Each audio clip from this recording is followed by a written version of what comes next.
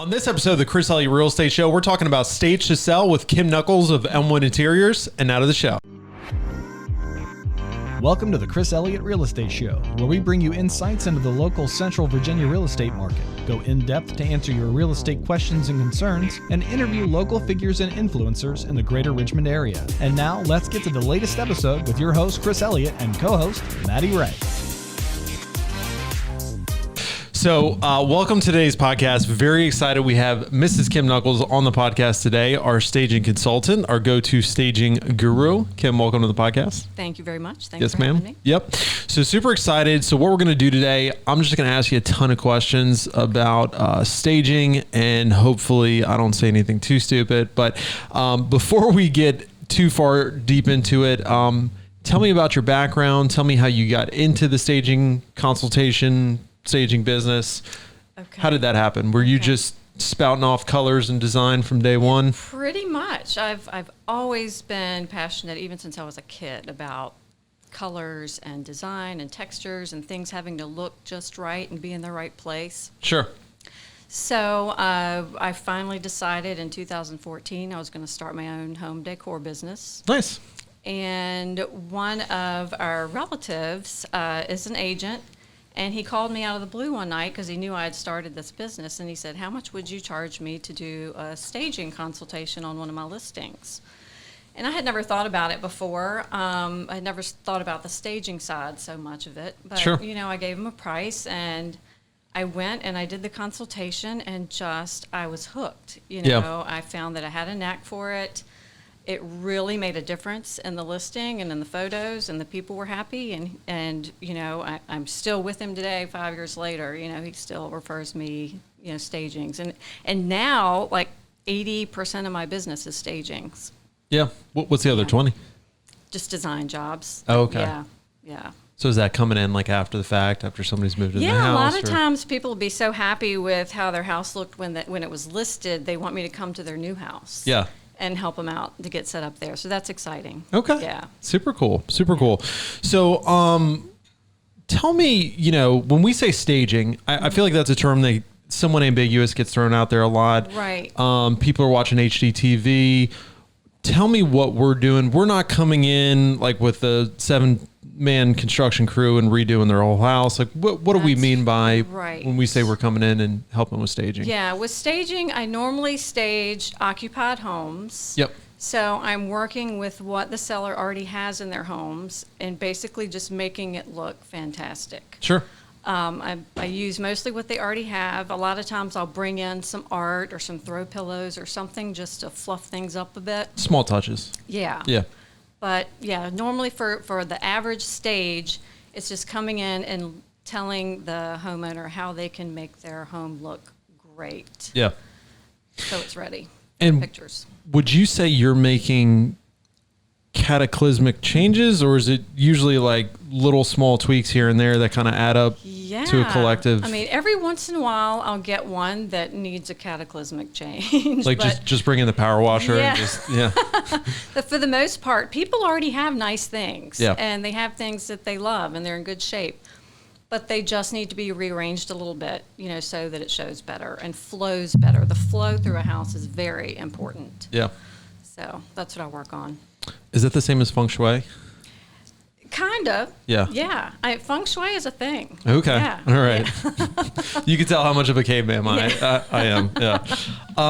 So talk to me, what are typically the common suggestions that you're making? Like, what do you see 80% of the time, like you're telling people, like, or maybe what are the most common things that you're recommending? I think mostly, most people have too many things in their house, you know, and not even just clutter, but too many pieces of furniture. Yeah.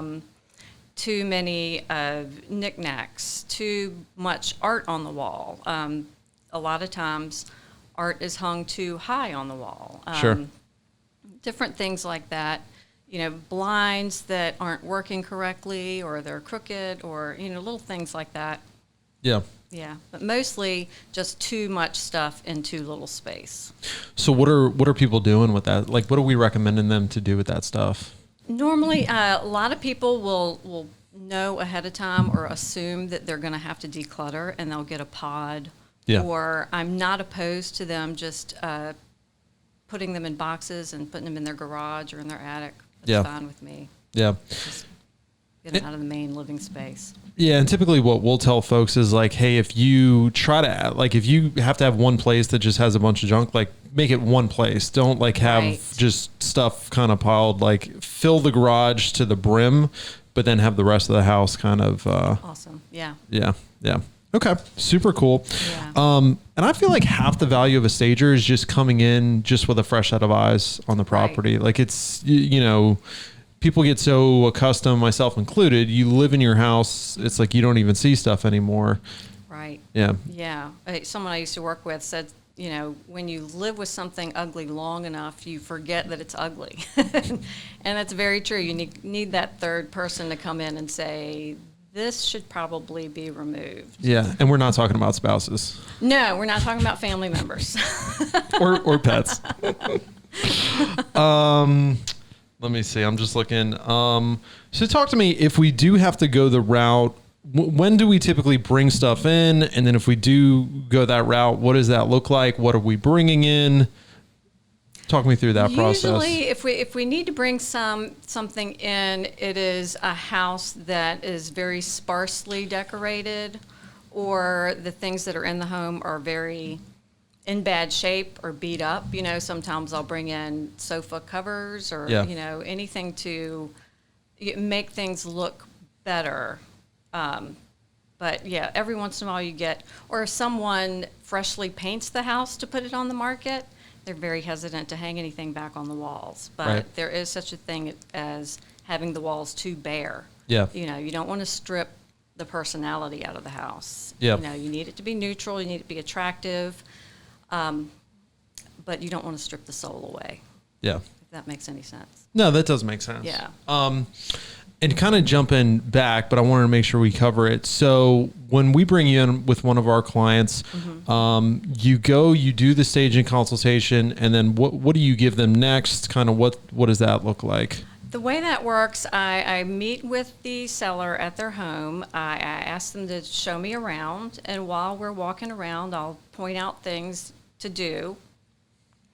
And then I take a lot of pictures while I'm there too. And I take all that information and go home and look at the pictures, because pictures are so important, as you know. Yep. They have to look great or people will just swipe on by. Yep. So we want to catch their eye, and that kind of gives me a chance to look and see the best placement of furniture for photos.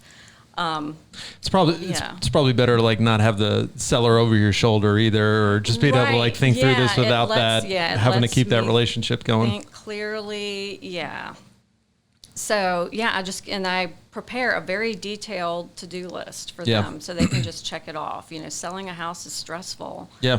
And I want to make it as easy for them as I possibly can. Yeah. Get ready. Well, to your credit, I mean, that's probably been one of the biggest things that our clientele has appreciated, because I've talked with folks before, you know, sometimes we get listings where they were listed with another agent before and they had a staging consultant come in, and they just kind of came in, whether there was the agent or their person they brought in, they just kind of flippantly gave them suggestions and kind of came in like a tornado and left, you know, was in and out of the house in 15 minutes. And they don't remember half the stuff they talked about, but like the way you do it is awesome, because they can go back and you're right. They've got a million things going on, you know, they're stressed out to begin with, but they can just follow a checklist of say, hey, okay, like here's the 20 things that they recommended that we do. And like, I just go down the list, I cross them off, and then, makes it easy on folks. So, talk to me, tell me some of the funny stories. Oh my. Yeah, it's, names and addresses left out. One of the best things about what I do is just seeing how people live in their homes. It's really very interesting. It's super interesting being in our business. Like, you're like, I didn't realize this is some people's reality. Yeah. And, you know, and a lot of people, you know, I've had people turn bedrooms into canning stations, you know, where they do their canning, and it's floor to ceiling, mason jars filled with vegetables. We're talking vegetables and jellies. And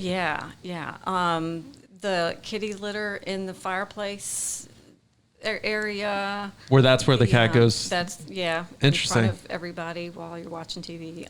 Fireplace can base as is.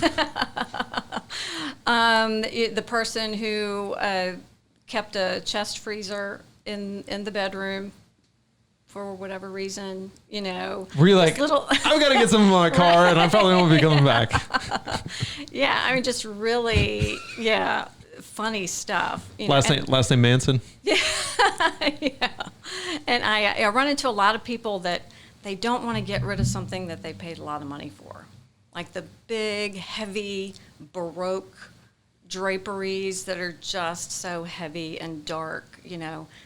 They don't want to take them away because they paid a lot of money for them, and we really need to, Is this like the River Road crowd? Yeah. Yeah. I'm like, I'm asking you to trust me. Please take these down. Yeah. We need that natural light. It looks like Count Dracula's house. Yeah. Yeah.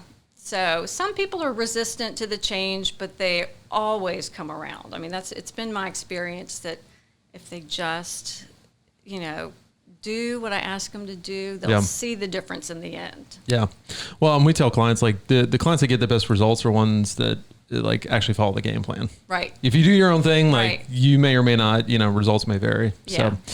So, very cool. Well, right now what we're going to do, we're going to jump into the fire round where we're going to answer questions from our Facebook and our Instagram. Okay. So we're just going to hit them with you real quick and just get quick responses and see what happens.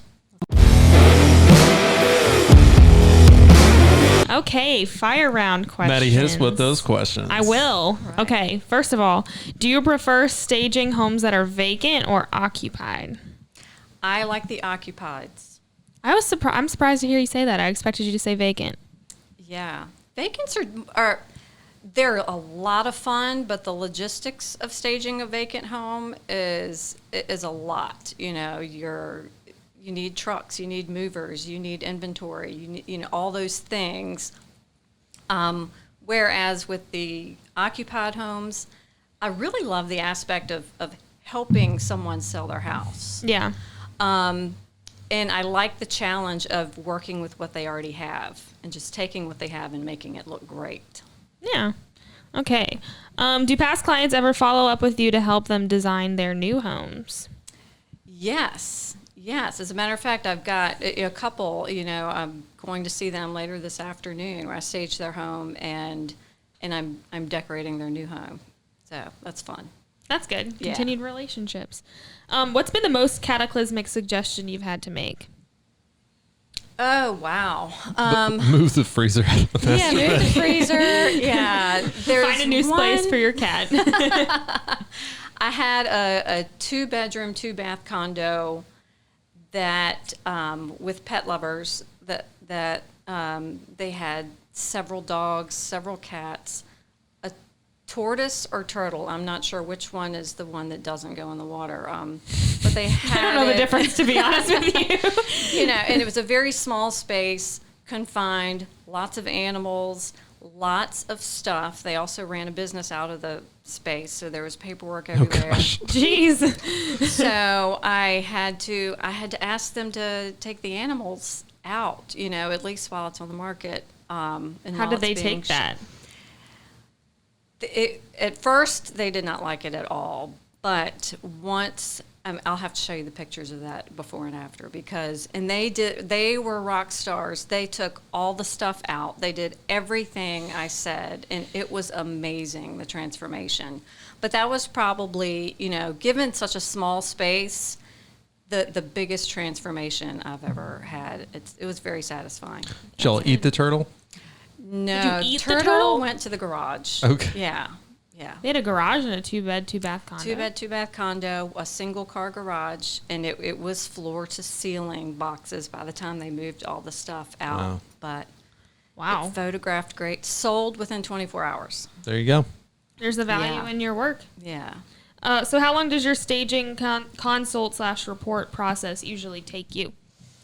The meeting with the client is typically pretty quick, anywhere from 30 minutes to, I think the longest I've had was 2 hours. That's a long time. That's a long time, but if we're having fun, we're talking, it's, that's okay. And usually when I sit down with my pictures and prepare a staging plan, it takes an hour and a half, 2 hours, sometimes a little more. It's not bad. Not bad. And our final fire round question, how would you stage / how do you decorate your own home? That's a good question because I tend to, there's a lot of moving in and out. You know, I have used my own furniture in vacant homes before. So, I mean, there have been times when my husband and I are sitting on lawn chairs in the living room. He's a good sport about it. Because the sectional is in a vacant house. But Making money on that couch. Yeah. So, personally, my own style is a little bit on the vintage, eclectic side. But it's kind of a hodgepodge because if a staging piece, doesn't work somewhere, I'll just use it in the house for a while. And then there's a lot of coming and going of decor items at my house. Do you put your own style as far as what you would do in your own home into, like, say you were staging a vacant house? It depends. If the house's personality calls for it, I will. But if it's like a very contemporary house or a craftsman, I like to stage a vacant home in the style that it calls for. Yeah. Yeah. How do you find that style that it calls for? Sorry, I keep asking follow-up questions. Oh, no, I'm really that's interested. all right. I mean, We got billable hours here. You're going to have to invoice Maddie for your time. Most houses fall in a certain category. They're either traditional or farmhouse or craftsman or contemporary. They usually fall in one of those lanes. So What's your favorite? I love a craftsman house. Like new craftsman? New craftsman. Yeah. And the old one. I like the old craftsman too. I just love the workmanship and all of that. I'm going to have to do a swift Google search to figure out what you guys are talking about. Yeah, the craftsmen's are, and they tend to be a little smaller, a little more intimate. They're not the gigantic traditional homes that, were super big in the 80s. I really like how cozy they feel. What's your favorite, I'm going to ask a fire round question. What's your favorite side of town or neighborhood that anytime you get an appointment in there, you're like, oh, this is going to be fun? Or... Oh, yeah, super excited. Of course, I love like the Three Chopped, like around St. Mary's Hospital, that area, the little Cape Cods over there. They're always fun because usually they have been purchased by someone who's renovated them, and I love seeing the renovations that they've done. Yeah. I really like rural properties too. I like going out to the country and seeing, they're usually very unique, the country properties. There's a neighborhood that I'm dying to get into that I haven't yet, called Oak Park. That's probably my favorite. Where's that at? Neighborhood in Richmond. It's on, I think it's Huguenot Road, like near Stony Point. Near Stony Point, and it's called Oak Park. Very craftsman. Yeah. And it's built to where it's very neighbor friendly. A lot of walking opportunities to meet. It's built to meet your neighbors. Sure. To make that more conducive to building relationships. So I think that's a very cool place. So if you're out there listening and you're in Oak Park, we'd love to sell your home. Yes. And Kim would love to stage it. So, yeah. Super cool. Do we have any more? We do not. And I'm all out of follow-up ones. Well, Kim, thank you for your time today. You're very welcome. Pleasure as always. Talk to me a little bit about the services that you offer post-closing maybe, or just maybe to somebody out there that's not necessarily in the buy, sell, transact kind of mode, but they would like to freshen up. Talk to me about that, and then where can people find more about you? Sure. Yeah. Of course, staging is the bulk of my business. I'm really starting to... I'm getting ready to market a service just for room redesign.